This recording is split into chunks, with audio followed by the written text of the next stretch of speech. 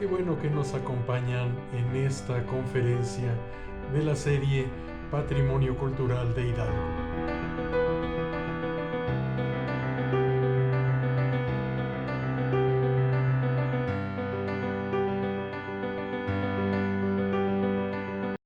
Continuamos con la revisión de los patrimonios mundiales del estado de Hidalgo, México.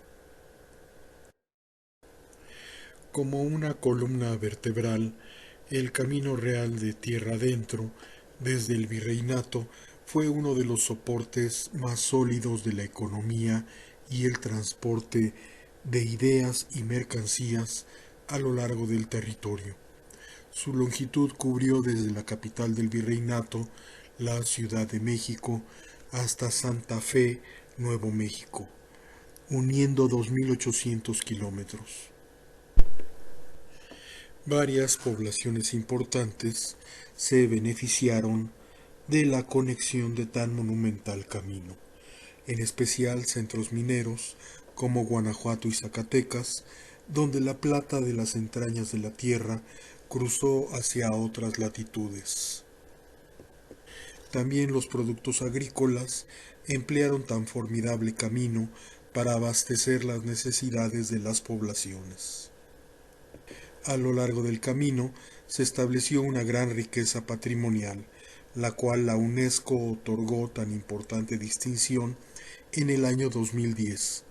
En el reporte del comité presentado en Brasilia, se estableció que el camino fue inscrito de acuerdo a los criterios 2 y 4, basado en su extraordinario valor universal.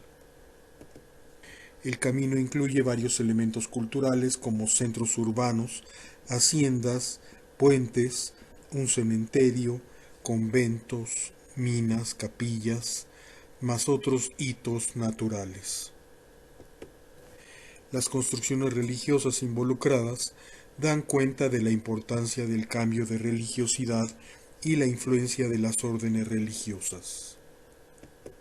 El camino servía para transportar plata, mercurio y productos agrícolas, así como para el paso de campañas militares y la expansión de la evangelización en el norte del país. El 1 de agosto de 2010, el Comité de Patrimonio Mundial de la UNESCO declaró al itinerario cultural Camino Real Tierra Adentro como Patrimonio Cultural de la Humanidad, reconociendo su valor universal excepcional y su riqueza histórica. Cito: el resultado de este proceso altamente rentable fue el desarrollo de las minas y la construcción de la carretera y los puentes, el establecimiento de ciudades multiétnicas con edificios elaborados que reflejan una fusión de la decoración española y local, una revolución agrícola en el campo centrada en las grandes haciendas, con iglesias, y el movimiento de los pueblos hacia arriba y abajo de la carretera, facilitado en gran medida inicialmente por los asentamientos de arrieros, todo lo cual llevó al desarrollo de una cultura distintiva a lo largo de la ruta. Hasta acá esta cita tomada del expediente técnico elaborado por la UNESCO. La arriería fue una de las actividades económicas más importantes en el virreinato y también produjo una cultura de la mayor relevancia. La UNESCO también enfatiza la integración social derivada de la utilización del camino, gracias no solo al intercambio comercial, sino de ideas. En cuanto al criterio 2, los elementos patrimoniales se produjeron gracias al trabajo de las minas y haciendas, el intercambio comercial, las actividades militares, la evangelización y la estructura administrativa necesaria para controlar el gran territorio de la Nueva España. Para ello, fue necesario adaptar a las diversas condiciones locales, materiales y técnicas que reflejan a la perfección dichos intercambios. En cuanto al criterio cuarto, los sitios del Camino Real de Tierra Adentro ilustran una etapa significativa de la historia humana. La UNESCO también advierte de algunos riesgos que corren ciertas partes del camino por el crecimiento urbano sin control, cambios perjudiciales en el paisaje y abandono y falta de mantenimiento. Los elementos patrimoniales incluidos en el estado de Hidalgo dentro del Camino Real se localizan en el actual municipio de Tepeji del Río, a una altura sobre el nivel del mar de 2124 metros, comprendiendo los siguientes puntos: el convento de San Francisco en la cabecera de Tepeji del Río, construido entre 1560 y 1586, y el puente de San Mateo, y la parte del Camino Real comprendiendo tres puentes: la Colmena, Tlautla y la Cañada, el templo de Santiago Tlautla, así como la hacienda de la Cañada. Veamos ahora someramente estos hitos culturales en el actual estado de Hidalgo. Dando carácter al centro histórico de Tepeji del Río, se alza el convento franciscano, el principal monumento registrado en esta nominación de la UNESCO. Tepexic significa lugar peñascoso o lugar de precipicio. El establecimiento franciscano, además de la evangelización, tuvo como primordial objetivo ser un punto de encuentro y diálogo entre dos poblaciones antaño enfrentadas, otomíes contra nahuas. El fraile Diego de Grado Cornejo tuvo una importante participación en aquellos inicios. En 1558, con la anuencia de los dos pueblos, Otlaxpa y Tepeshi, se iniciaron los trabajos de la construcción, eligiendo un emplazamiento entre ambas poblaciones.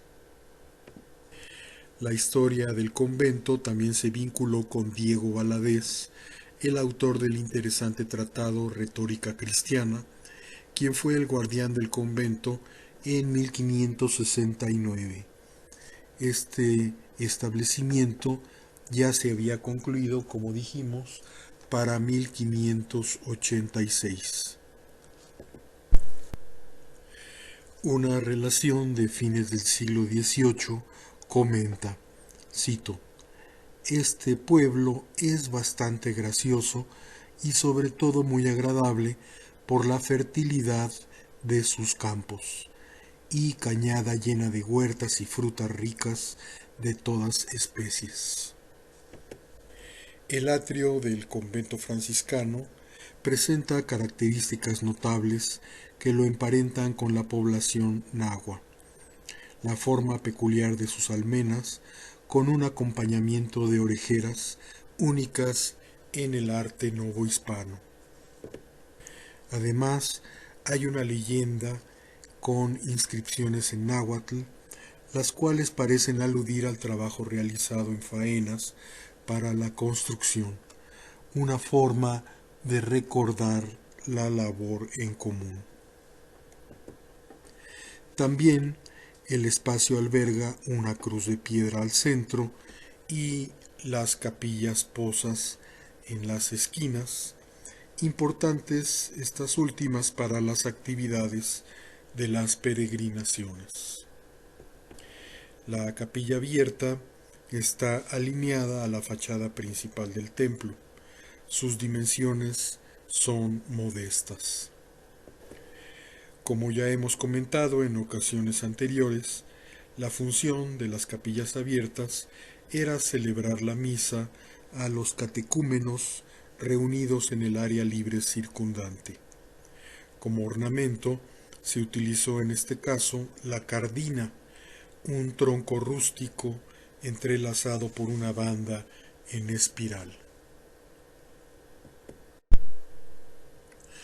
Al sur del convento, dando frente al huerto, fueron descubiertas algunas estancias que probablemente correspondían a caballerizas. Aún se perciben algunos comederos para los animales. Como regla casi general, respetada también en el caso de Tula, la orientación de la iglesia sigue un eje oriente-poniente. Se comentó la similitud entre Tepeji y el convento de Atlisco en Puebla, también de la orden franciscana.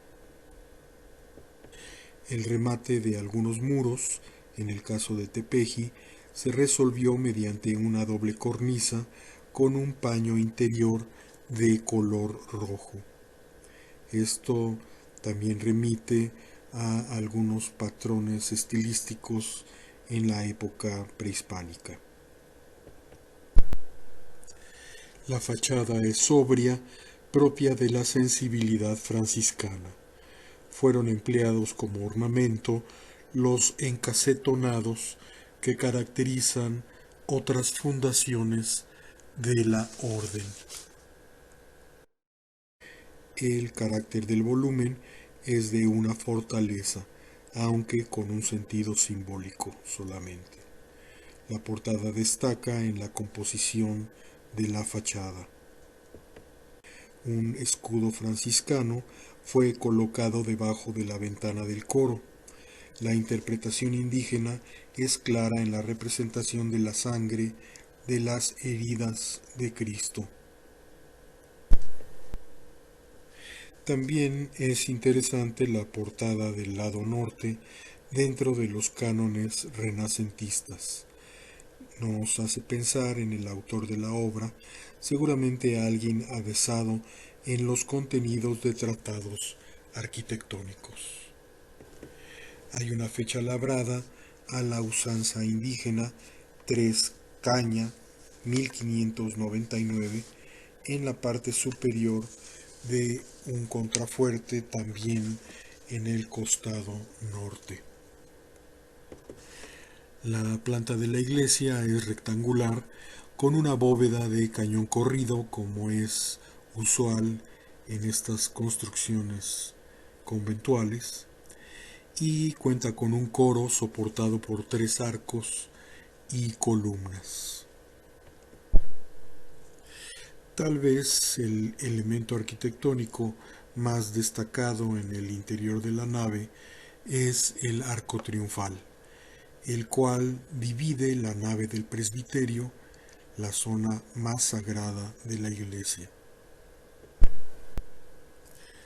Los paños que soportan el arco triunfal cuentan con delicada pintura, representando ángeles con trompetas entre un paraíso vegetal. La concha majestuosa coronando el retablo neoclásico del muro posterior también es muy significativa. Hay otro anexo del templo, la llamada Capilla del Sagrario. Son interesantes también en la nave algunos grafitis dejados por manos populares, frisos con animales fantásticos, utilizados además en los relieves de una pila de agua bendita, unas leyendas en latín y cuadros notables de pintores virreinales. El claustro del convento, con sus arcos sumamente rebajados en la planta baja, otorga una impresión de gran elegancia, junto con los capiteles jónicos que los soportan. La parte alta, al ser una sección más íntima, presenta menores dimensiones en altura. Los capiteles, o sea, los soportes de los arcos, también varían en los dos niveles. Destacan las muestras de pintura mural que aún se conservan. En la oficina parroquial conviven las franjas renacentistas con grafitis de temas populares, como una escena de caza, algunos otros personajes y ciertos animales. También hay una especie de proyecto de ampliación para la misma iglesia con una cúpula en la cubierta. En los pasillos del convento se encuentra la mayoría de los temas pictóricos, aunque lamentablemente algunos muy deteriorados. Entre ellos está San Francisco con un crucifijo en una mano. Santa Elena, quien descubrió la verdadera cruz de Cristo, Constantino, hijo de aquella, emperador de Roma, fue quien abrazó la religión cristiana y promulgó su culto en todo el imperio. También encontramos a la Virgen con el Niño de gran delicadeza y otros temas más. El friso superior del claustro, delimitado por el cordón franciscano, mezcla elementos vegetales, cartelas, mascarones, jarrones, telas y dragones. Toda una composición fantástica que recorre los muros del pasillo. Otra construcción religiosa incluida en el Camino Real es la capilla de Santiago Tlautla, un bello relicario de fe y arte localizada en el centro del pueblo. Posee una sólida construcción de mampostería y tezontle con bóveda de crucería y una cúpula con linternilla en el tramo anterior al ábside. Los muros que limitan a este ostentan garitones y almenado, como protegiendo simbólicamente al espacio sagrado. Los paramentos cuentan con rajuelas de cantería y tezontle, formando volutas, cuadros, escamas, macetones con flores y cruces. Su portada tiene un cerramiento con arco rebajado sobre pilastras entableradas, sosteniendo un entablamento del que parten otras pilastras de sección más reducida. Estas rematan en 3 columnillas con bolas y pináculos. También sobre el entablamento se abre la ventana que ilumina al interior. Tiene este templo una característica singular: un púlpito al exterior, adosado a su fachada principal. Está hecho con mampostería y ladrillo, aplanado con cal, con 4 escalones y un sencillo pasamano. Esta ubicación es insólita en las construcciones religiosas mexicanas y recuerda las funciones religiosas de una capilla abierta. La torre del campanario es de 2 cuerpos terminados en una cupulilla con cruz. El atrio circunda el inmueble por los 4 costados, limitado en parte por una banda de arcos invertidos. El predio alberga además una cruz de piedra sobre basamento de cantería con una fecha inscrita en su cara posterior que reza 1749. En el muro sur del templo se resguarda además una escultura del Santo de la Advocación. El retablo principal de este templo se concluyó el 5 de enero de 1730. En su base hay pinturas de los doctores de la iglesia. Otros retablos sobre sencillos bancos juegan con la decoración mural en forma de cortinajes que realzan la composición. Es el caso también de una puerta lateral rematada por un frontón pintado, pináculos y una cruz. Una edificación neocolonial, ahora convertida en biblioteca pública comunitaria, también destaca en la misma población de Santiago Tlautla. En cuanto a construcciones religiosas, concluimos con la capilla de la Hacienda de la Cañada, integrada a la fachada principal de su casco. Es de sobrias líneas clásicas, rematadas por un frontón con un óculo con campana.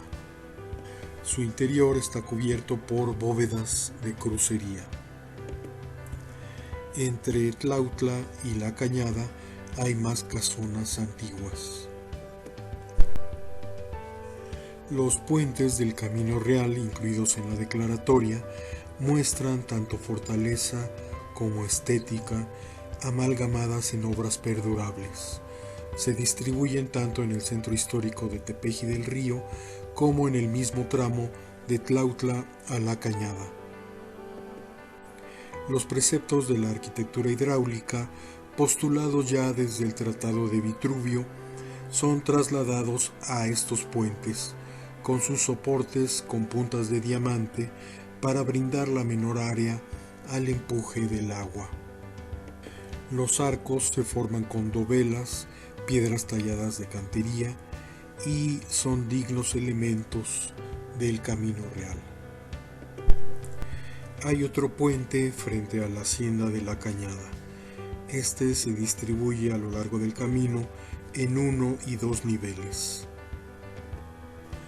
Una placa al lado del zaguán de entrada de la hacienda recuerda la fecha de fundación del casco, 1563. La entrada, con pinturas de paisajes y de personajes campiranos, conduce a un jardín interior con pasillos cubiertos de teja sobre pilares. En otros patios hay piletas de agua, grandes contrafuertes piramidales y jardines rústicos. En una próxima entrega continuaremos analizando los patrimonios de la humanidad en Hidalgo. Muchas gracias y saludos.